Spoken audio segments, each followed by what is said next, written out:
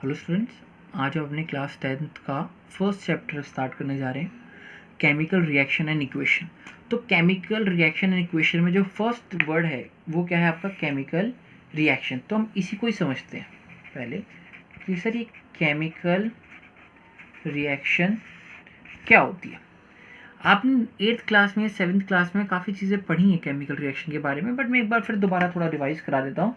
Chemical reaction अगर आप define करें तो आप कैसे से डिफाइन करेंगे, सिंपल वर्ड्स में।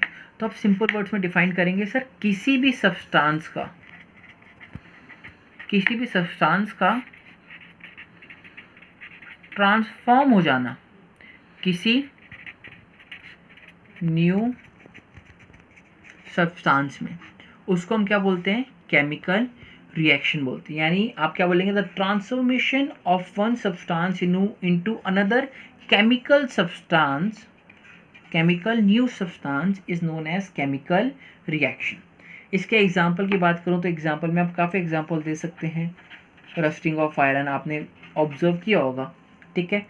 आप जब कैंडल को बर्न करते हैं, बर्निंग ऑफ कैंडल, जब आप कैंडल को बर्न करते हैं तो क्या होता है कि आपकी जो वैक्स होती है वो आपकी CO2 में और वाटर में कन्वर्ट हो जाती है, तो वो भी आपका एक सब्सटेंस आपका कन्वर्जन है, ठीक है। तो इसके अंदर आपका क्या होता है, अगर मैं आपको एक और बात बताऊं, जो आपका ये न्यू सब्सटेंस, आपने केमिकल रिएक्शन की डेफिनेशन क्या बोली, कन्वर्जन ऑफ अ सब्सटेंस और transformation of a substance to new chemical substance is known as chemical reaction. एक मैं आपको बता दूं, जो आपका ये न्यू केमिकल सब्सटेंस बना है ना, इसकी जो प्रॉपर्टीज होती हैं, इसकी जो प्रॉपर्टीज, कैसी properties sir, melting point, boiling point, state, वो आपकी पुराने वाले से यानी इस वाले से क्या होती है, डिफरेंट होती है। इनके लिए वर्ड होता है जो आपको मैं आगे जाके बताऊंगा, रिएक्टेंट प्रोडक्ट बोलते हैं। अभी तक आप जो मैं बता रहा हूँ सिर्फ आप वो याद रखिएगा कि केमिकल रिएक्शन मतलब सब्सटेंस का ट्रांसफॉर्मेशन न्यू सब्सटेंस में, और इस सब्सटेंस की जो प्रॉपर्टीज होती हैं वो आपके प्री एग्जिस्टिंग वन से क्या होंगी, डिफरेंट होंगी, अलग होंगी। समझ में आ गया। अब मैं कैसे जज कर सकता हूँ किसी रिएक्शन को कि whether it is a chemical reaction और नॉट। तो इसके लिए कुछ एक्सपेरिमेंट्स हैं जो मैं आपको करके बताता हूँ। अब एक्सपेरिमेंट्स तो मैं कर नहीं सकते, बस मैं आपको डिटेल बताता हूँ। तो फर्स्ट वाला क्या है, बर्निंग ऑफ मैग्नीशियम रिबन।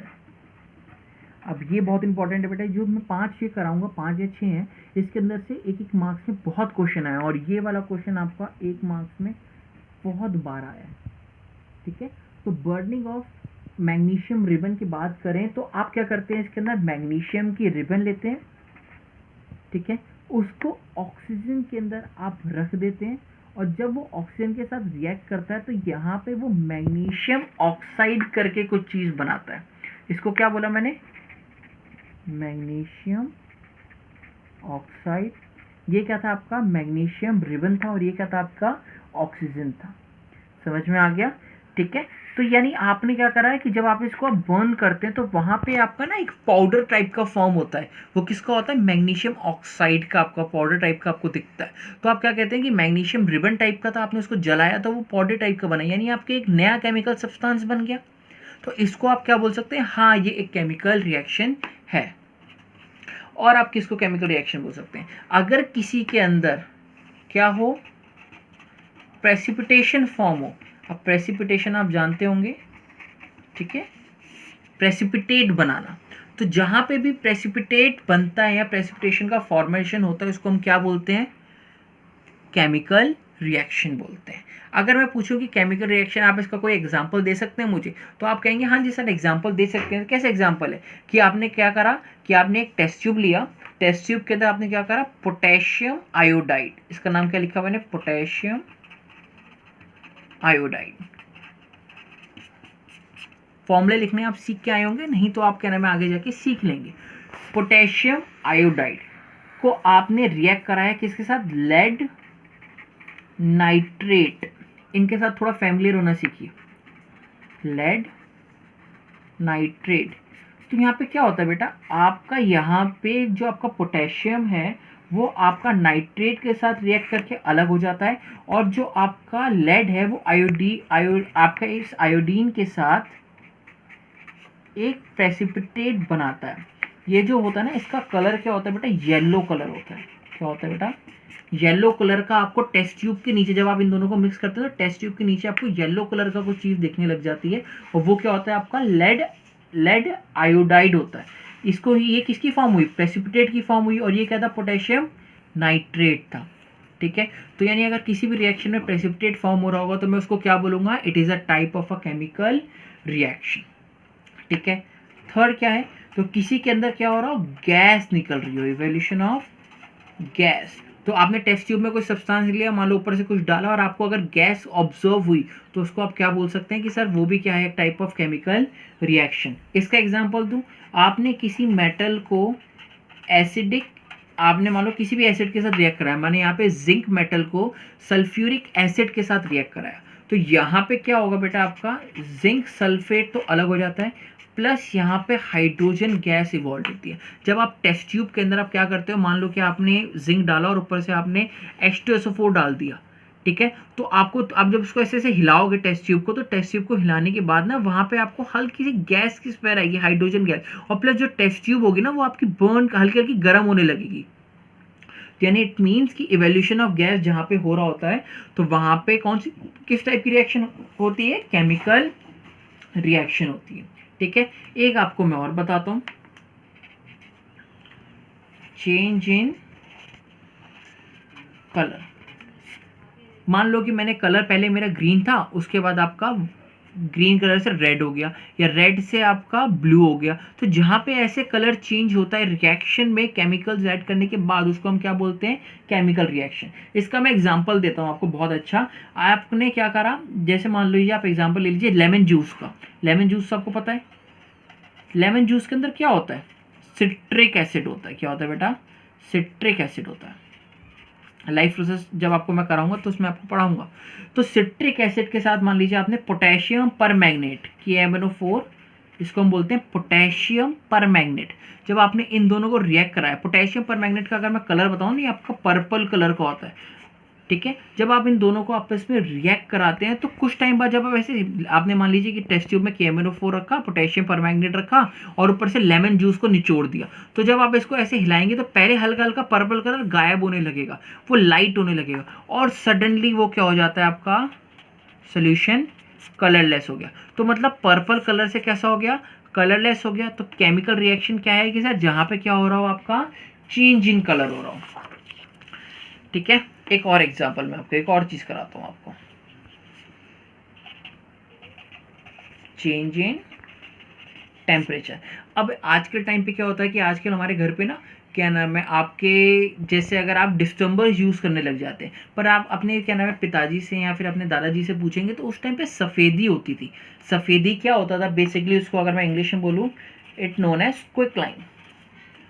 तो उसको जब पहले क्या करते थे, ऐसे नहीं कि आप लेके आए दिसंबर और आपने लगाना रख दिया, नहीं, एक दिन पहले या 2 दिन पहले उसको पानी में डाल के भिगोए के रखते थे और उसके बाद उसको घरों पे लगाया जाता था।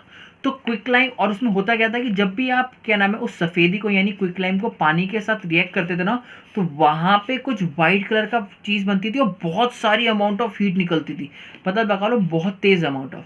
तो क्विकलाइम का अगर मैं फॉर्मूला बताऊँ, और ये एक बात मैं आपको और बता दूँ, जो ये मैं रिएक्शन आपको कराने वाला हूँ ना, जो आपको मैं रिएक्शन करा रहा हूँ, ये आपकी 2 मार्क्स में मुझे नहीं पता कितनी बार बोर्ड्स में पूछ चुका है, डायरेक्ट रिएक्शन पूछ चुका है कि what happen when quicklime is react to the water. तो जब भी क्विकलाइम वाटर के साथ रिएक्ट करता है तो वहाँ पे वो क्या बनाता है, स्लेकलाइम बनाता है, और वहाँ पे बहुत अमाउंट ऑफ हीट को रिलीज करता है। इसको मैं आपको नोट डाउन कराता हूँ कैसे होगा। तो क्विकलाइम आपका होता है कैल्शियम ऑक्साइड।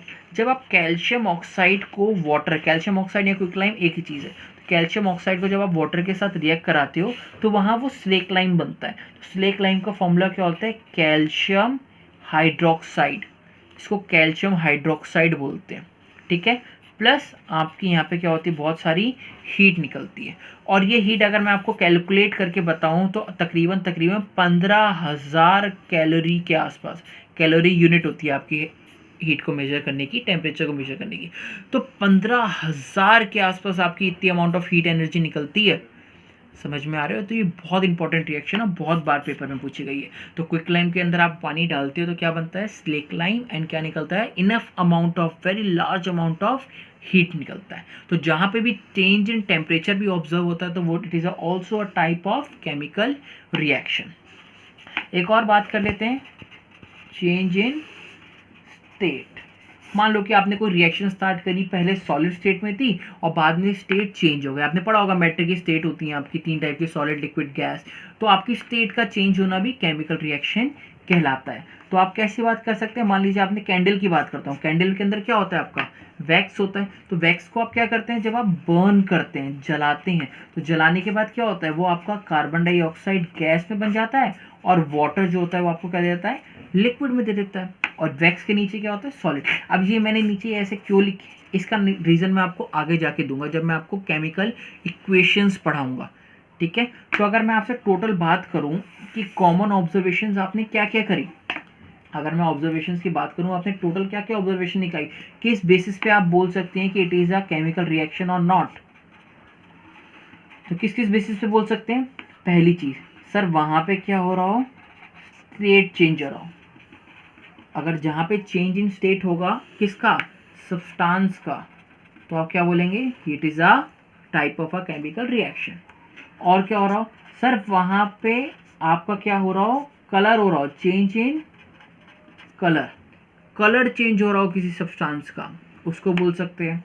और किसको बोलेंगे, सर वहाँ पे आपका टेम्परेचर चेंज हो रहा हो, जो पुराना आपका सब्सटेंस था और जो नया सब्सटेंस बन रहा है उनके बीच में टेम्परेचर डिफरेंस हो, ठीक है। और क्या बोलेंगे, सर इवोल्यूशन ऑफ गैस, अगर गैस भी इवॉल्व हो रही है तो उसको भी हम केमिकल रिएक्शन बोलेंगे।